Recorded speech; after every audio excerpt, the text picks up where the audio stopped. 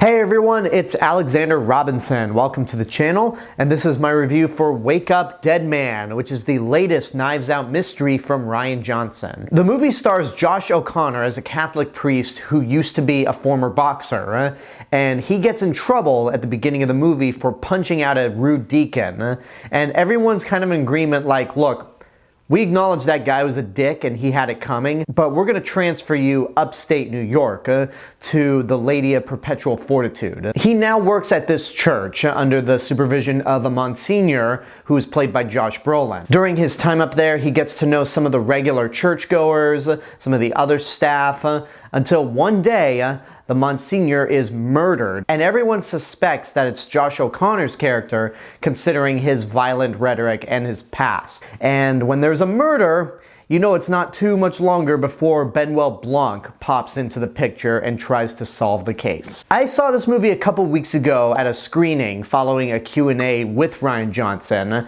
making this the only film series where I've seen every installment in theaters, followed by a Q&A with its director. Considering how much I love the Knives Out movies and that I'm a huge fan of Rian Johnson, of course I was looking forward to this movie. It's actually been playing in theaters in a limited run and is just now getting released on Netflix this weekend. And after having a few weeks to think about this movie, it honestly might be my favorite of the three. What I really like about this movie and what I love about the entire Knives Out series as a whole is that no movie is ever the same. Yes, you have the connecting thread of Benoit Blanc, but each movie has a different flavor to it. The first Knives Out, which was one of my favorite movies of the last decade, is definitely a more family-oriented whodunit movie in the sense that the main characters are basically this one giant family, and it feels a little more contained. Glass Onion is very exaggerated and has a very strong, broad sense of comedy. Wake Up Dead Man, on the other hand, I'm hesitant to say it's faith-based, but it definitely deals with a lot more serious topics. Like, are you able to create a new identity for yourself and a new life when you've turned from, being a former boxer to a Catholic priest? Is it possible for people to accept you with that mindset despite your checkered past? And this theme isn't just relevant with Josh O'Connor's character, but a lot of the other casts, from people like Renner, Haden Church, Glenn Close, Kerry Washington, Cailee Spaeny, Josh Brolin. A good chunk of these characters go through the same dilemmas, can they basically continue on with their lives despite these hardships that have made it, well, hard for them. I appreciate that this movie isn't trying to be like Glass Onion or Knives Out.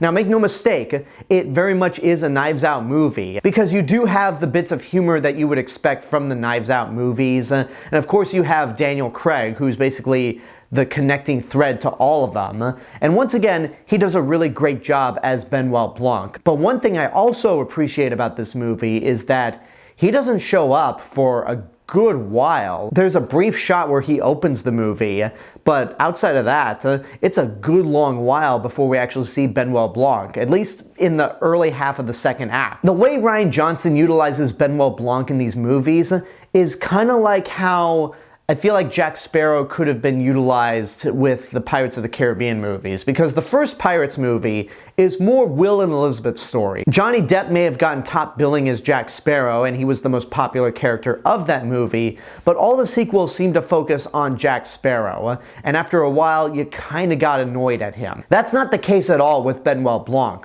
While Daniel Craig does get top billing in all of these movies, Benoit Blanc is not the main character. In the case of this movie, it's Josh O'Connor who is the lead, and he is fantastic. He gives a really compelling performance.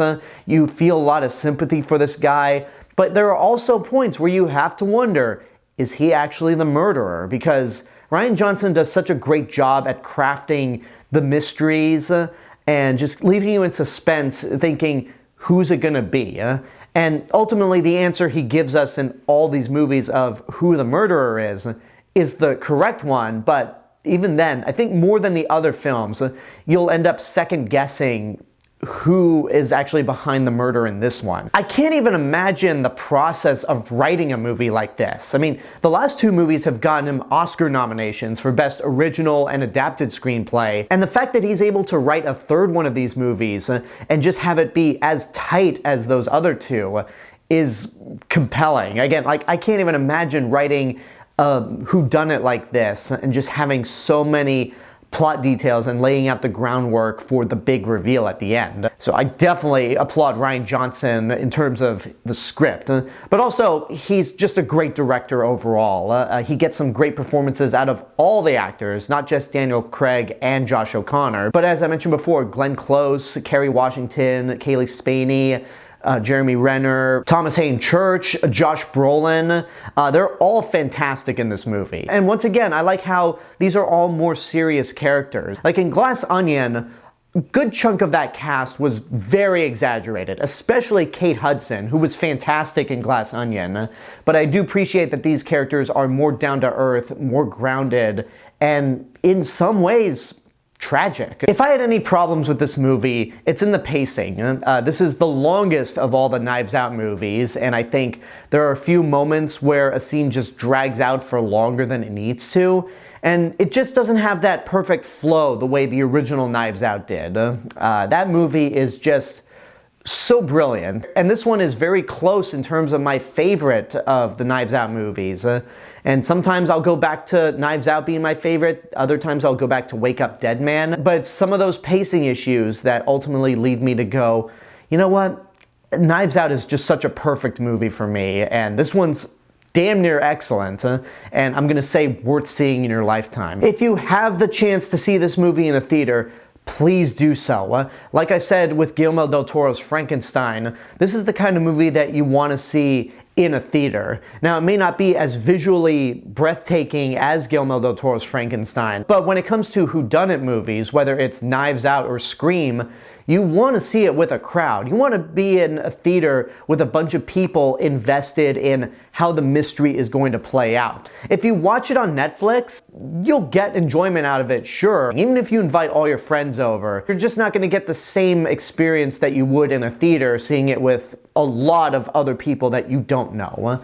So if you have the opportunity to see this in a theater, try to see it in a theater, but otherwise, I still recommend you see this regardless. This is one of my favorite movies of the year, and another win for Rian Johnson. And there you go, that's my review for Wake Up Dead Man. I hope you enjoyed it. Thank you guys so much for watching this review, and I want to give a special thank you to my subscribers and YouTube members right over here. You guys are the reason why this channel continues to grow every day, and if you want to help to financially support the channel, you could do so via YouTube memberships and get access to exclusive perks that nobody else gets. But until next time, I want to know what you guys think about Wake Up Dead Man. If you've seen it, whatever your opinion is, let me know in the comments below. Don't forget to like the video, subscribe to the channel, and hit the bell button to get notifications. If you want to find me elsewhere on the internet, you can find me on these social media platforms and my theme park and travel channel right here on YouTube. I'll see you guys in the next video, but until then, have a good day and take care of yourselves.